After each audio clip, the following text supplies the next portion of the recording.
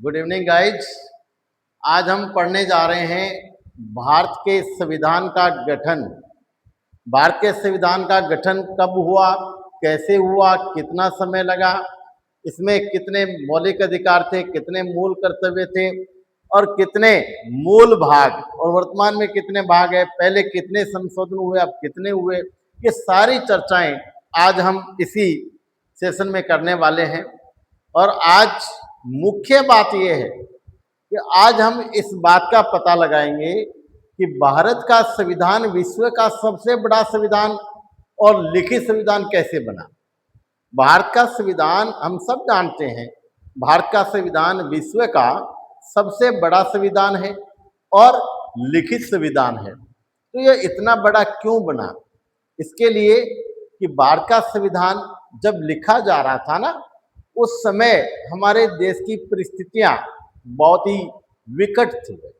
एक तरफ तो देश का बंटवारा हो रहा था और एक तरफ संविधान को लागू किया जाना, संविधान को बनाना, ये समस्याएं थी। तो ऐसी कंडीशन में हमारे जो संविधान के निर्माता थे, उन लोगों ने कुछ विश्व के अन्य देशों के संविधान का अध्ययन किया और अलग अलग देशों से हम लोगों ने जो जो चीज हमें अच्छी लगी, जो विशेषताएं हमें अच्छी लगी, हमने उसको भारतीय संविधान में जगह दी, जिसके कारण आज दुनिया का सबसे अच्छा संविधान अगर किसी का है तो वो भारत का संविधान है। मैं भारतीय संविधान की बहुत कदर करता हूं। मेरे जो पूर्वजों ने जो भारतीय संविधान मुझे सौंपा है, वास्तव में उन्होंने बहुत ही बड़ी मेहनत करके, कड़ी मेहनत करके एक एक चीज को उन्होंने बार बार परखा, बहस किया और उसके बाद उसे लागू किया है। इसलिए आइए आज हम देखते हैं, पहले तो भारतीय संविधान के गठन के बारे में कुछ जानकारी जो मैंने आपको पहले से ही बोर्ड पर लिख रखी है इनके बारे में, और उसके बाद हम पढ़ेंगे कि भारतीय संविधान के अंदर कौन कौन से देशों से हमने क्या क्या महत्वपूर्ण चीजें शामिल की है। तो एक ट्रिक के द्वारा आज मैं आपको बताऊंगा और उसी ट्रिक से आप हमेशा हमेशा के लिए याद रखेंगे कि हमारे संविधान में कौन कौन सी विशेषताएं कब कब और किससे ली गई है। अक्सर कंपटीशन में इनमें से प्रश्न पूछा जाता है, संविधान के गठन के बारे में पूछा जाता है और कई बार पूछा जाता है कि कौन सी विशेषता कौन से देश से ली गई है या किस देश से हमने क्या नकल की है, इस प्रकार की चीजें। तो आइए मेरे साथ सबसे पहले आप देख रहे हैं गठन, अर्थात भारतीय संविधान के गठन का मतलब है पहली बैठक। कई बार प्रश्न आता है कि संविधान की पहली बैठक कब हुई, तो 9 दिसंबर 1946 को, 9 दिसंबर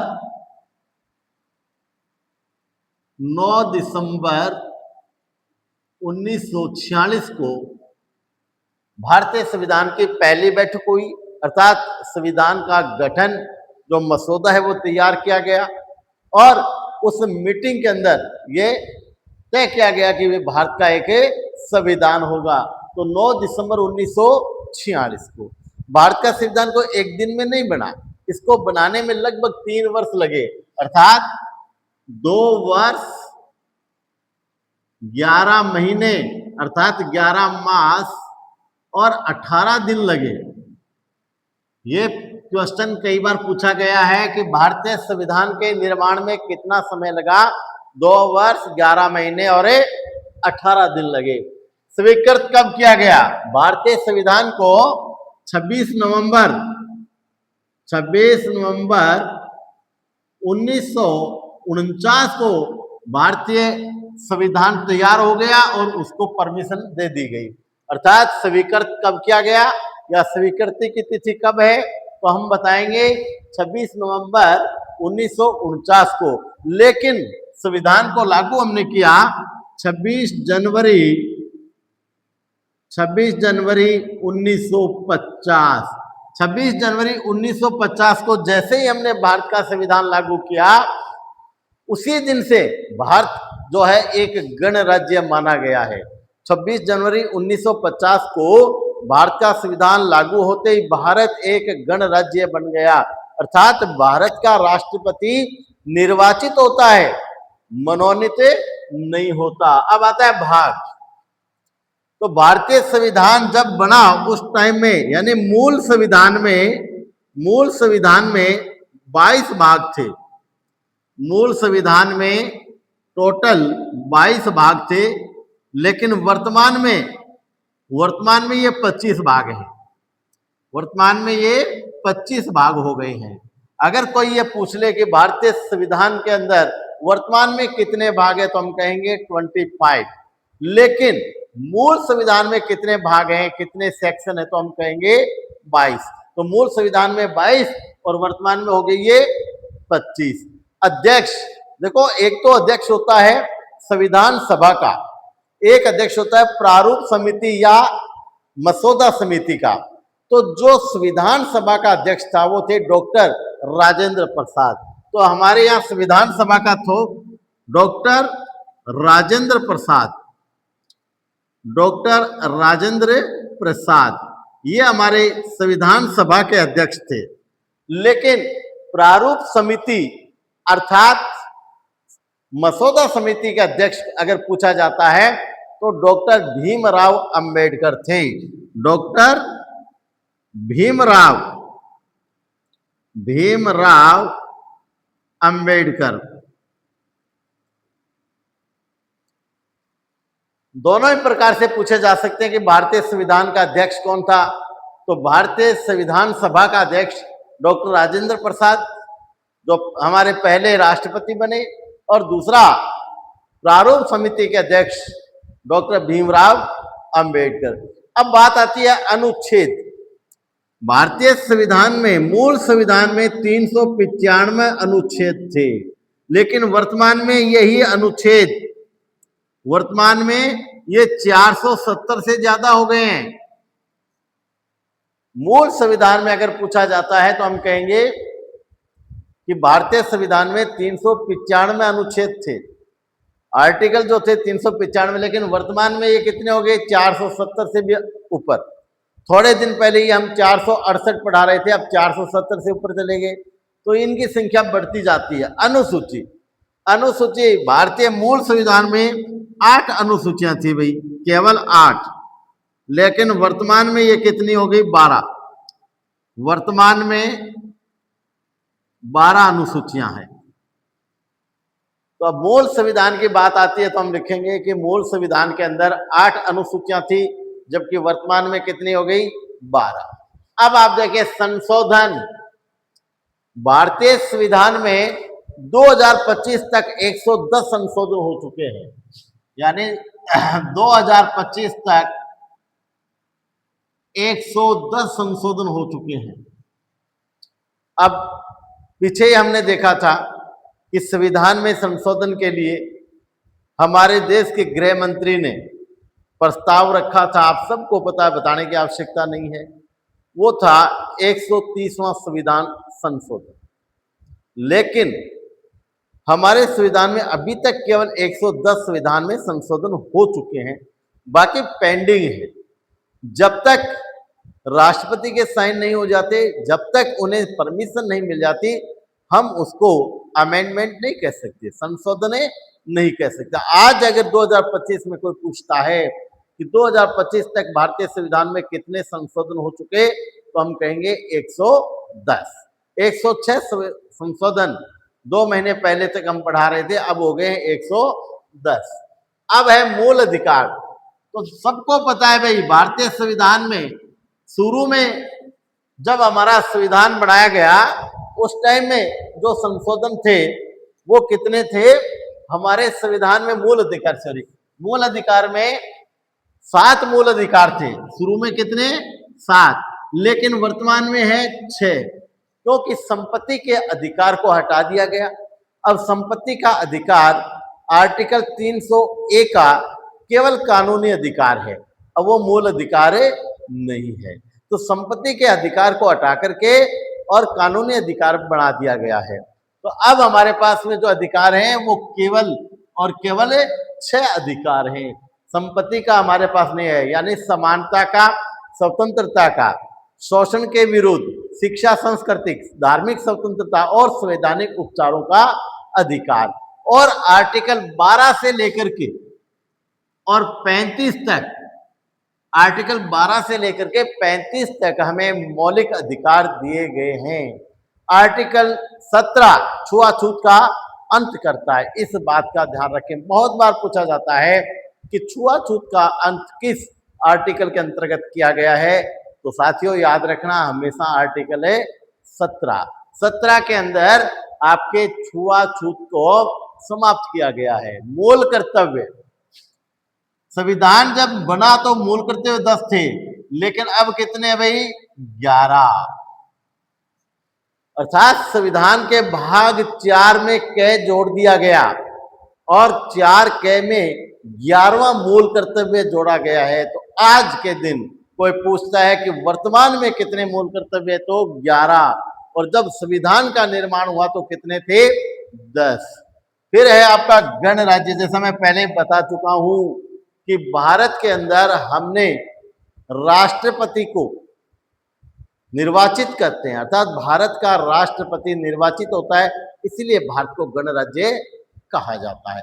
आइए अब हम देखते हैं कि भारतीय संविधान को बनाते समय हमारे जो संविधान निर्माता थे, उन्होंने कौन कौन से देशों से और कौन कौन से विशेषताओं को ग्रहण करके हमारे संविधान को इतना अच्छा तैयार किया, इतना अच्छा मसौदा तैयार किया, ये दुनिया का सबसे बड़ा संविधान बना। तो हम अब देखते हैं एक ट्रिक की सहायता से। क्या है वो ट्रिक? देखिए, ट्रिक है अकबर आज फिर दक्षिण आजा। ये हमारी ट्रिक है जिसकी सहायता से हम ये पढ़ने वाले हैं कि भाई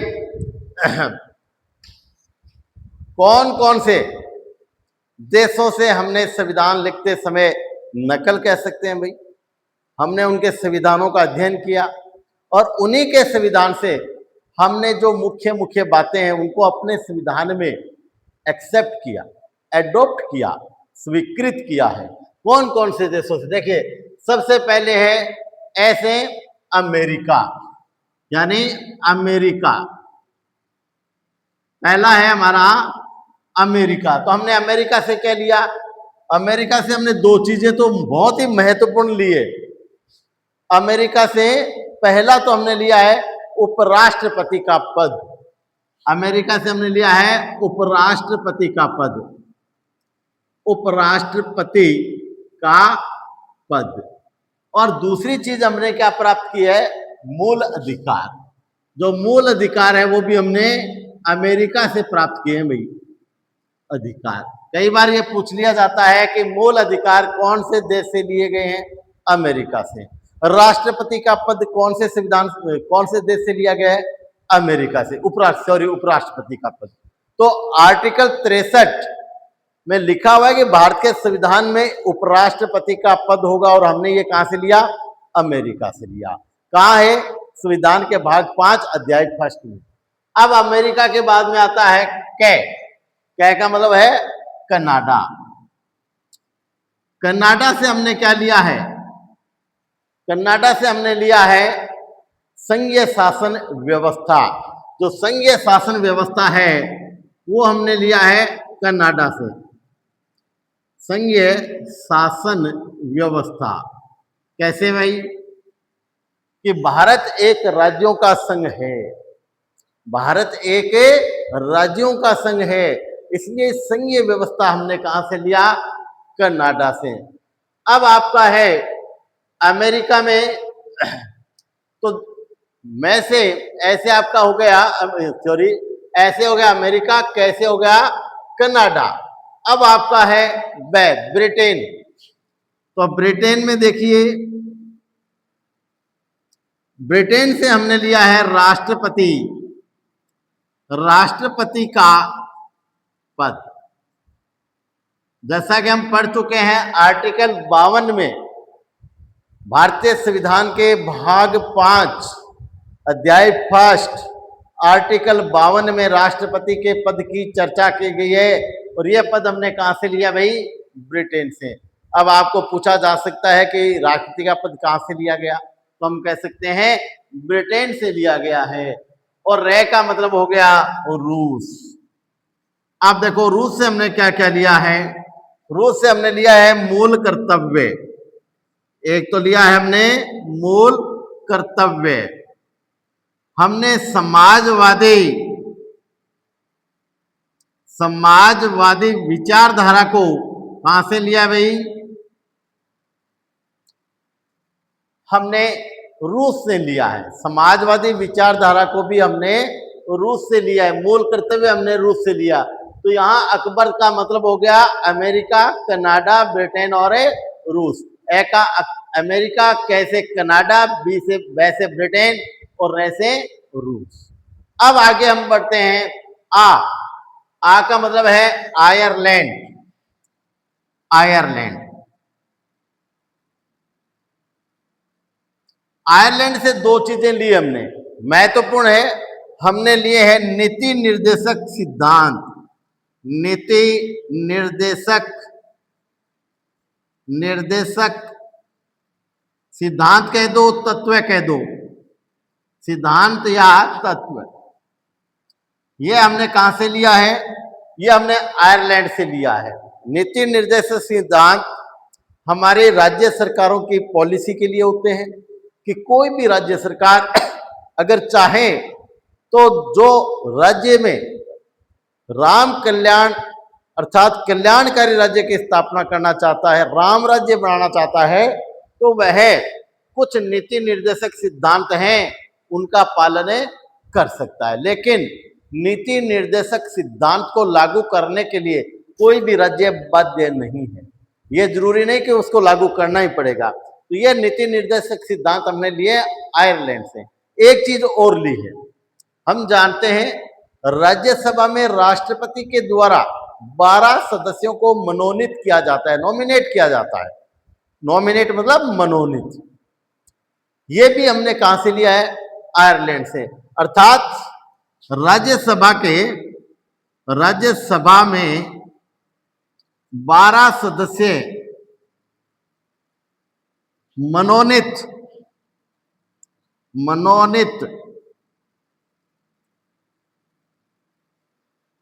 करना, यह भी हमने आयरलैंड से लिया है। आयरलैंड के बाद में आपका नंबर आता है जैसे जर्मनी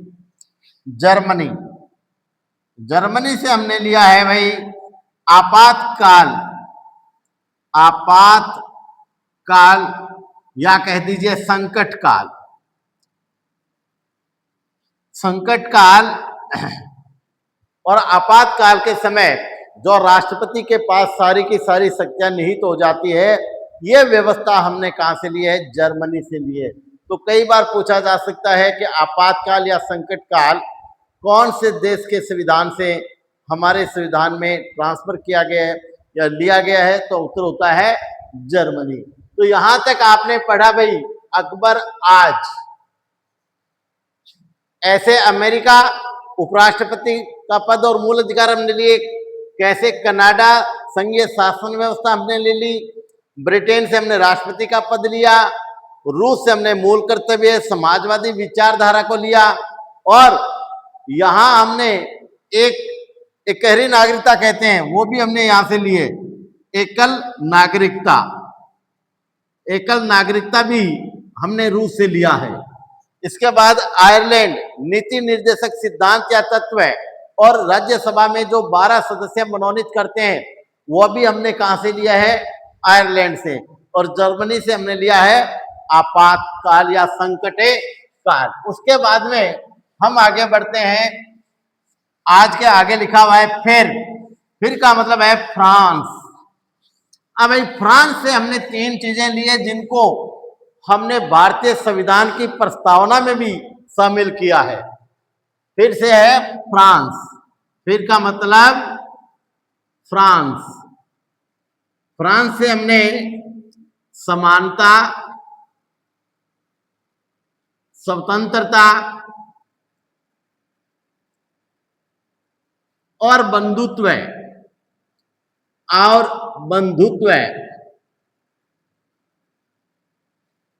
की भावना, ये तीनों चीज हमने किससे ली है? फ्रांस से ली है। और इसको भारतीय संविधान की प्रस्तावना में लिखा गया है। समानता, स्वतंत्रता और समानता, स्वतंत्रता और बंधुत्व। स्वतंत्रता और बंधुत्व की भावना, ये हमने किससे लिया है? फ्रांस से लिया है। तो फ्रांस से हमने, फिर का मतलब हो गया फ्रांस, जहां से हमने लिया है समानता, स्वतंत्रता और बंधुत्व की भावना। अब आते हैं दक्षिण का मतलब, दक्षिण अफ्रीका, साउथ अफ्रीका यानी दक्षिण अफ्रीका। दक्षिण का मतलब हो गया दक्षिण अफ्रीका। इससे हमने क्या लिया है? इससे हमने लिया है संविधान संशोधन, संविधान में संशोधन।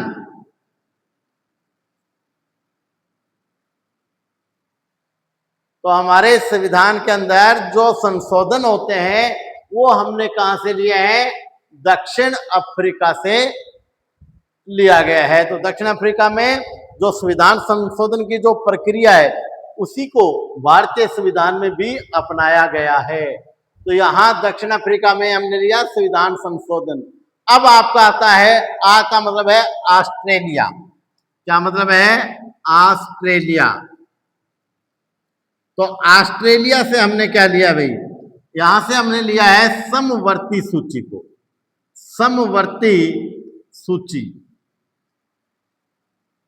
आपको पता है भारतीय संविधान के अंदर 3 सूचियां है, संघ सूची, राज्य सूची और समवर्ती सूची। तो शुरू में समवर्ती सूची के अंदर कितने विषय थे? 47। वर्तमान में कितने? 52। और इस पर केंद्र और राज्य दोनों को अधिकार है कानून बनाने का, अर्थात समवर्ती सूची पर कानून बनाने का अधिकार केंद्र को भी है और राज्यों को भी है। लेकिन अगर किसी विषय को लेकर के, किसी इश्यू को लेकर के वाद विवाद होता है तो केंद्र की बात को महत्व दिया जाता है, क्योंकि भारत में केंद्र राज्यों की अपेक्षा शक्तिशाली होता है। तो इस बात का हमें ध्यान रखना चाहिए। तो ऑस्ट्रेलिया से हमने लिया है समवर्ती सूची, और समवर्ती सूची में कितने विषय है? 47 थे, वर्तमान में है 52। 3 सूचियां है, संघ सूची, राज्य सूची, समवर्ती सूची। संघ सूची में शुरू में 66 विषय थे, वर्तमान में 61 विषय है। और संघ सूची में शुरू में 66 विषय थे, उसके बाद में वर्तमान में 100 विषय है। और इन पर कानून बनाने का अधिकार किसको है भाई? केंद्र को है। तो 97 से कितने विषय हो गए? 100। अभी मैंने थोड़ा बताने में मिस्टेक हो गई होगी। जैसे संघ सूची है, राज्य सूची है और समवर्ती सूची है, थोड़ा सा इसको देख लें। संघ सूची में शुरू में विषय थे 97, राज्य सूची में थे 66 और इसमें थे 47। वर्तमान में संघ सूची में 100, यहां 61 और यहां पर है 52। यानी संघ सूची में जब संविधान तैयार हुआ तो 97 विषय थे, वर्तमान में हो गए 100। इस पर कानून बनाने का अधिकार है केंद्र सरकार को। राज्य सूची में 66 विषय थे, वर्तमान में हो गए 61। इस पर कानून बनाने का अधिकार राज्यों का होता है ना। और उसके बाद में समवर्ती सूची, जिसमें पहले 47 विषय थे, अब 52 हो गए। इसके अंतर्गत क्या होता है? केंद्र और राज्य दोनों को कानून बनाने का अधिकार होता है, परंतु अगर किसी बात को लेकर के विवाद हो तो केंद्र शक्तिशाली होता है। एक है इसके बाद में अवशिष्ट सूची।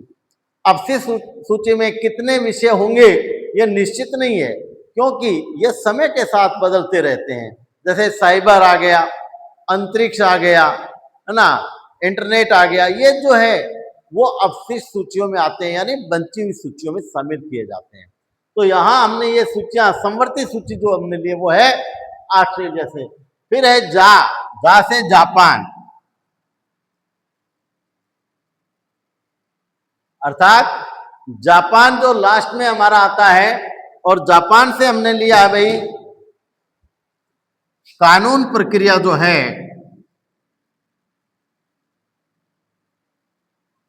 कानून प्रक्रिया हमने कहां से ली है, लॉ एंड ऑर्डर हमने ये जापान से सीखा है।